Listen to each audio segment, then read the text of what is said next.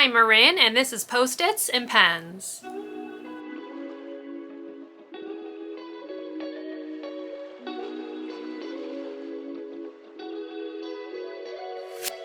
Hello and welcome to or welcome back to my channel. My name is Marin, and here you will find a little beauty, a little books, and a little teaching content.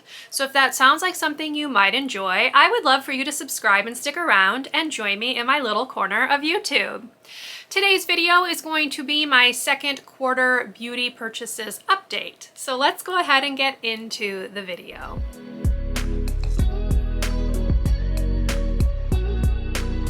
To start off, I'm going to go ahead and link up above my 2022 goals video in which I go over my beauty spending goal for the year.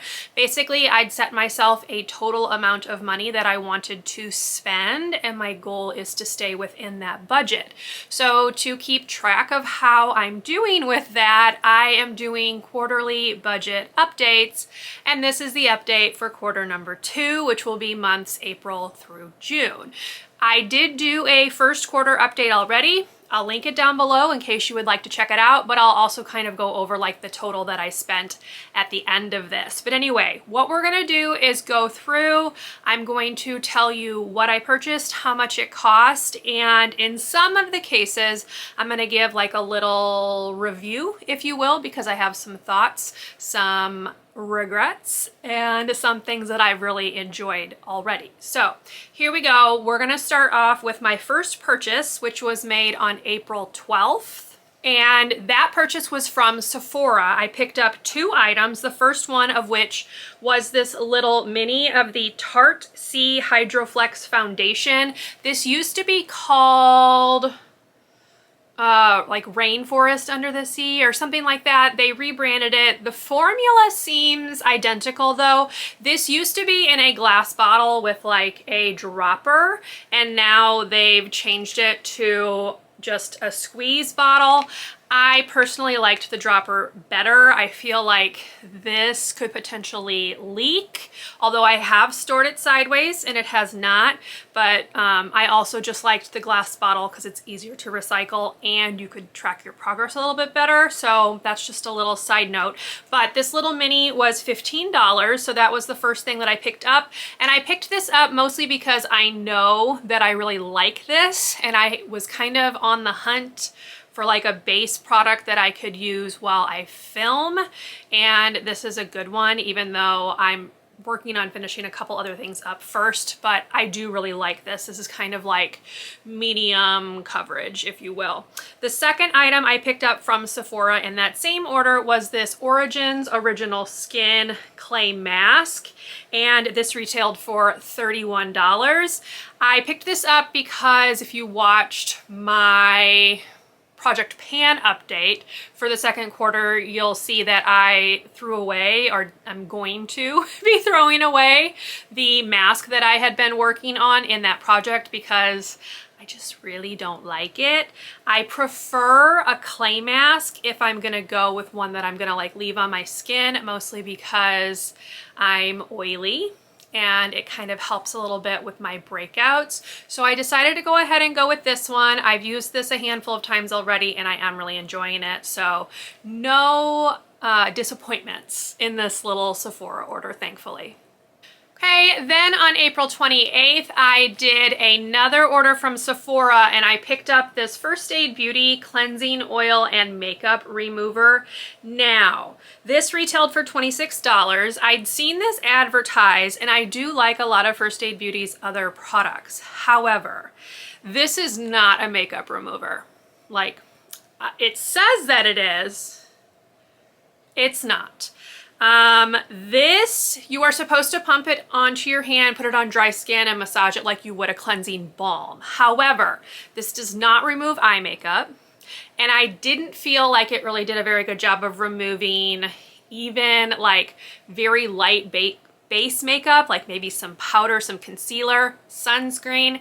I don't feel like it did that. However, I have been using this as a morning cleanser, and in that case, I enjoy it. So this is not a disappointment and that I can still get use out of it. But if you purchase this thinking that this is going to like take the place of a cleansing oil or a makeup removing balm, no, it's not. But I will definitely get it used up, although I don't think I will be repurchasing. Okay, the next order that I made was on May 8th, and I put in an order from Ulta. Now, let's see. One of these items was a replacement, so I'll talk about that as I go through, but I did pick up the Milani Baked Blush. This is in the shade Luminoso. I picked this up because Sarah Rose had been talking about it in several videos, and I just really liked the color. Like, it is very, very pretty, and I've really been enjoying it. So I'm glad I picked this one up. It was drugstore, not super expensive. It was $9.99.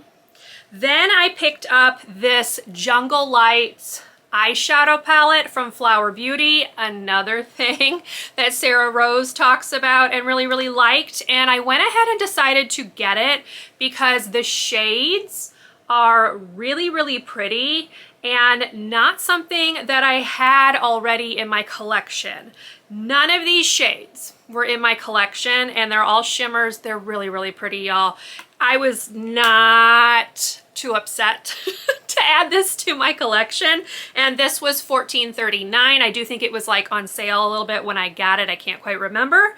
The next item I picked up was a hair care item. This is the Pacifica Vegan Silk Blowout Primer. It's like a heat protectant spray. It looks like this.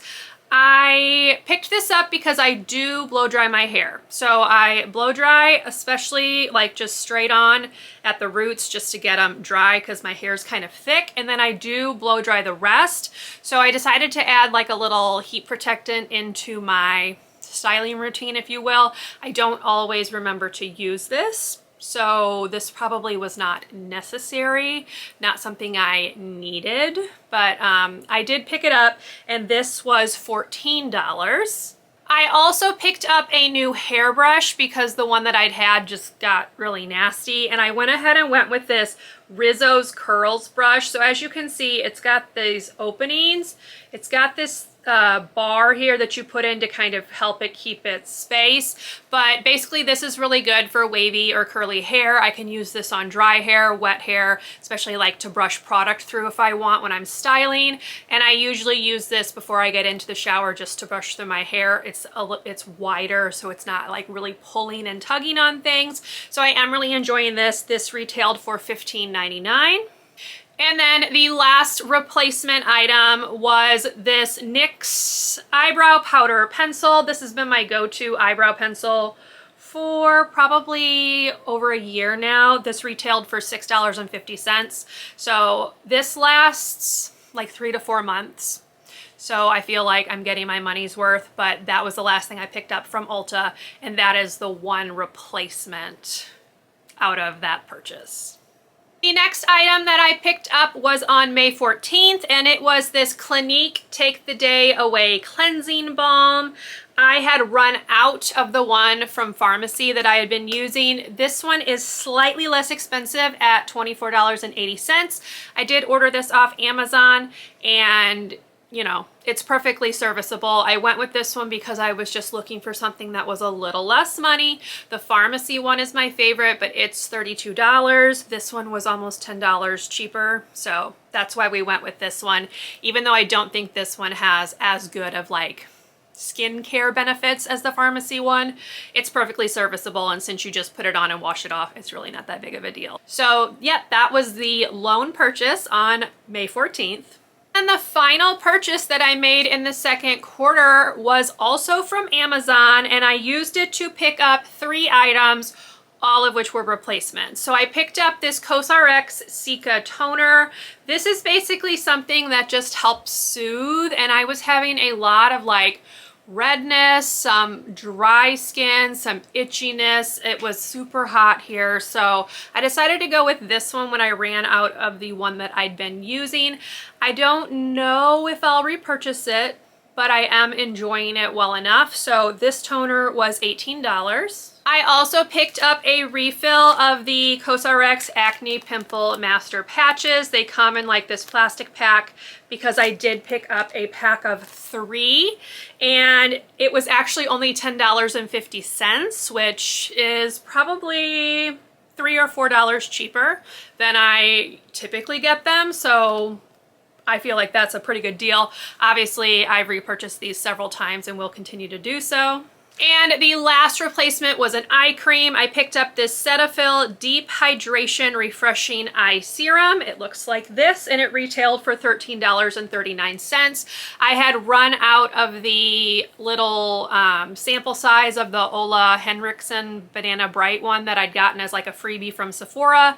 Decided to go drugstore. I don't really see the need to spend tons of money on eye cream. This one's really nice. It's very moisturizing, so I am really enjoying it so far.